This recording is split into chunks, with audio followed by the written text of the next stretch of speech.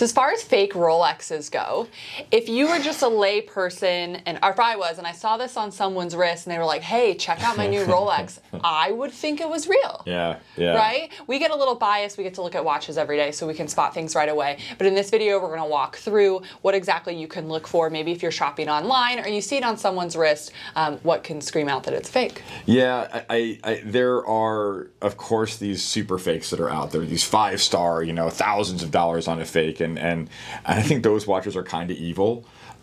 This is a little bit more indicative of, I think, what we actually see day to day as a non-authentic or fake Rolex. Mm-hmm. It's what I call a visual replica. Yeah, and that's why I think it could kind of get past. So let's maybe start with some of the visual things. Yeah. We always like to jump on weight, but what if you can't, hold it in your hand? What are you looking for? Well, and we're in a really good position here, having a real one right next to a fake one. Some of you, like if you're watching this channel, you're probably already down the rabbit hole, and you've probably already seen a few videos like this.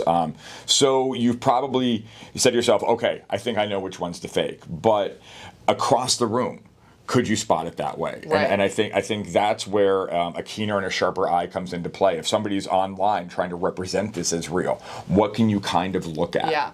I'm going to start with, and this is going to seem really weird, but trust your gut.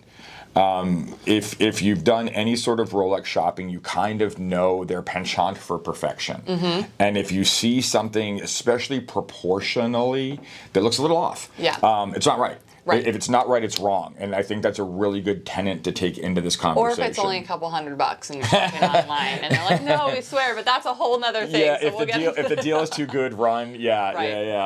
And like everything else, you, trust who you're buying from. Vet.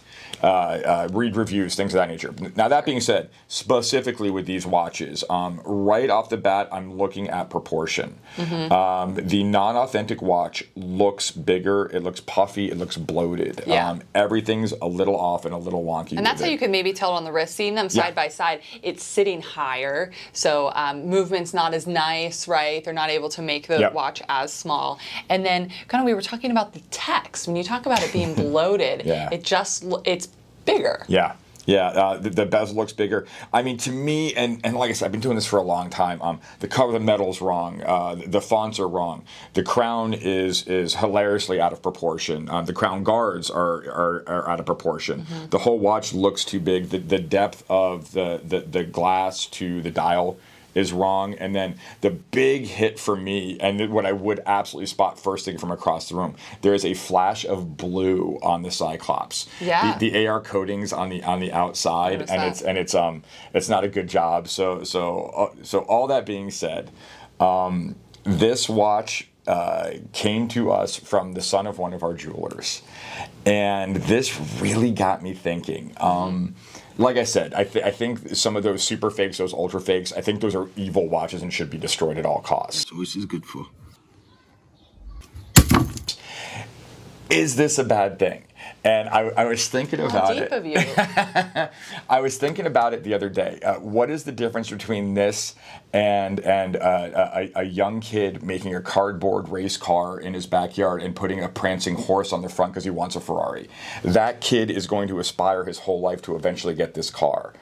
And I think, and again, getting a little deep here, I think this is one of those things where you're in a position in life where you can't afford this watch. Right. But you're down the rabbit hole, you get it, you want it, so you want to experience what it might be like someday to wear this watch. Okay. And I don't think that's a bad thing. Experience like what it feels like. Yeah, I think it's inspirational. I think it's just you're aspiring to be that person who will someday get this watch. Sure. So that might be a little controversial. I don't know. You're kind of taking the innocent side of someone owning it, and maybe because we're in the business, I always think of the other side of like people who are scamming others to believe this is real, and then kind of the dark money and the dark play that goes into that. Well, and then when it comes to one like this, it's so bad. Like nobody's really fooling anybody with this one. Right. Unless it's being worn across the room and you don't know Rolex. I think you could fool with this. So we talked about the crown, the writing, the height of it. Let's talk about the weight. If you are able to hold, a real one in person, it does carry more weight than than the fakes because they're just not using the same level of steel,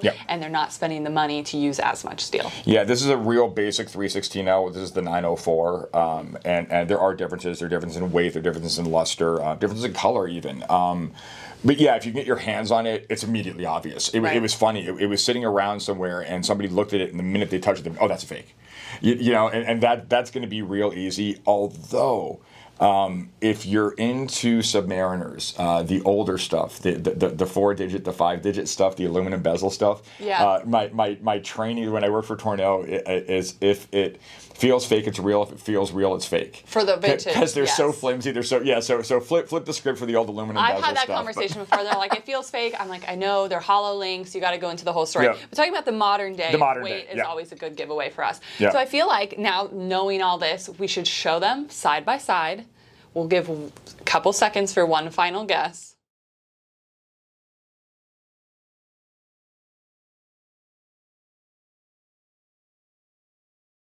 Okay, so you've seen them side by side. If you're still not sure, this should alleviate any. Let's do the sound test.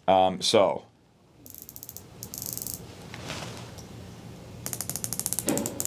hear the difference?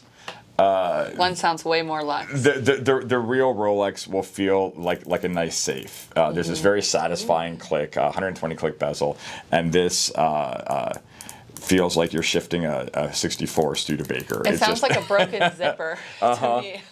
Just real crunchy, very unrefined, big heavy click spring. When you open up the crowns and manipulate the watch, completely different as well. Very crunchy. Very just unfinished. How about the back and the clasp? We didn't talk about that. Back and clasp are going to be kind of like the dial side, where you take a look and visually, I mean, it's close from across the room. Yep. You know, you take a look, you kind of go, okay, but again, it would just be manipulating the clasp, crunchy, wrong. Everything's kind of bindy. Yeah, even the printing on there is just really, really bad. So again, I think it won't even close. It wants to close sideways. Yeah, right. Not right. It is a bad aping of a fantastic watch, but I think. Again, sometimes I think that's okay. I think the danger's in the intent of the wearer, if that makes any sense.